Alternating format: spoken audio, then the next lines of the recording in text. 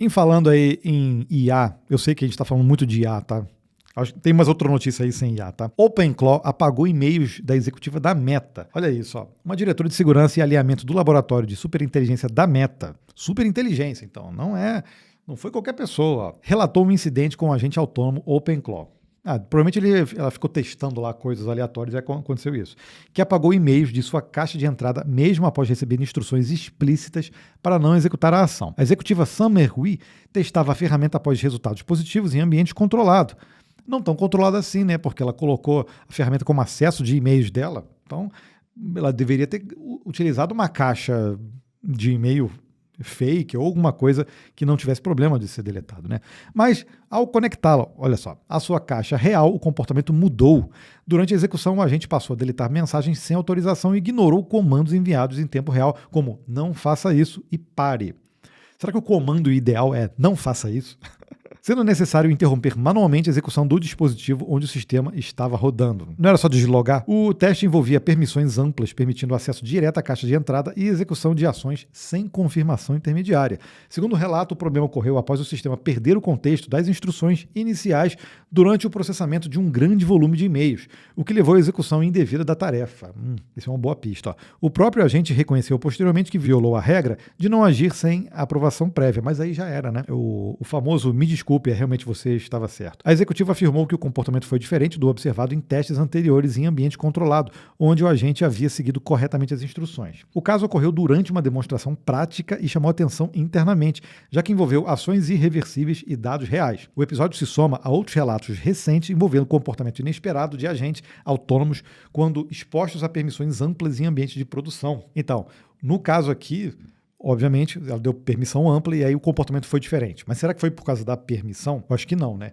Em ambientes controlados, geralmente em testes, quando a gente vai fazer testes assim, de carga ou processamento mais pesado, tem muita gente que não cria da mesma forma que seria na produção. Digo o seguinte, por exemplo, se tem uma IA conectada na OpenClaw e ele armazena, se você olhar lá o sistema, ele armazena muito do contexto local em sessões. Tá? Então, quando você faz um chat novo, ele internamente envia aquela sessão via API. Só que essa conversa toda, muito provavelmente, ela tem um limite. É limitada ali, ou você pode aumentar, diminuir, mas obviamente tem um limite, até porque a API, sei lá, do ChatGPT, do Gemini, ele não vai aceitar um contexto super gigante, tem um teto ali. No caso, como ela conectou o e-mail, provavelmente o e-mail dela realmente deveria ser muito pesado, o OpenClaw tentou enviar como contexto essa base toda.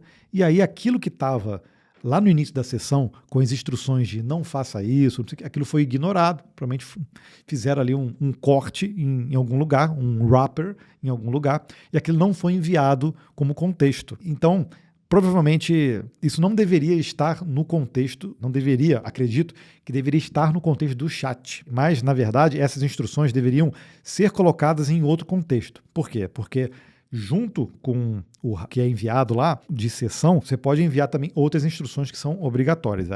Isso aí seria sempre dentro do contexto. Estou assim, imaginando que pode ter acontecido, tá? Se ela pediu para não fazer isso lá no início, pode ter rolado um corte ali no contexto e quando ele foi recontextualizar ali no sistema, ele deve ter perdido essa instrução. E aí, depois que desconecta, ele não envia aquela base grande e aí ele reconhece, isso aqui que estava aqui antes, eu agora consigo ler e realmente eu fiz besteira. Então, esse é um dos riscos, tá? E isso já aconteceu comigo, inclusive, não desse jeito, mas usando o próprio OpenClaw. Quando eu peço, por exemplo, especificamente para ele me mostrar um arquivo de segredo do próprio código dele, lá do .env, por exemplo, ele diz, não posso fazer isso, inseguro, blá, blá, ele tem isso. Mas quando eu tiro uma dúvida qualquer sobre configuração, não sei o que, aconteceu já uma vez. Ele falou assim, não, isso aqui você pode fazer dentro desse arquivo aqui. E aí ele mostrou o conteúdo do arquivo, sem eu pedir. Mas porque ele estava em outro contexto, entendeu? Esse é um dos perigos ali de você colocar chaves e acessos sem que você não dê permissão para algo que não seja seguro, entendeu? Então, tudo que você fizer ali no OpenClaw, tudo tem que ser próprio para o OpenClaw, independente. Você vai usar uma chave do ChatGPT, tem que criar uma chave própria para ele. Se você vai conectar ele no WhatsApp, eu aconselho fortemente você não usar o seu WhatsApp pessoal. Vai lá, compra um chipzinho eSIM, você vai ter o código lá, você vai conseguir conectar no WhatsApp próprio, tá? E vai isolando ali as permissões dele. Esse aqui é o corte de uma notícia do Compilado, que é o podcast do Código Fonte TV. Onde toda semana tem episódio novo falando de programação, tecnologia, inteligência artificial e cibersegurança. Então já se inscreva no canal do Compilado e acompanhe os episódios completos. E concorra a prêmios.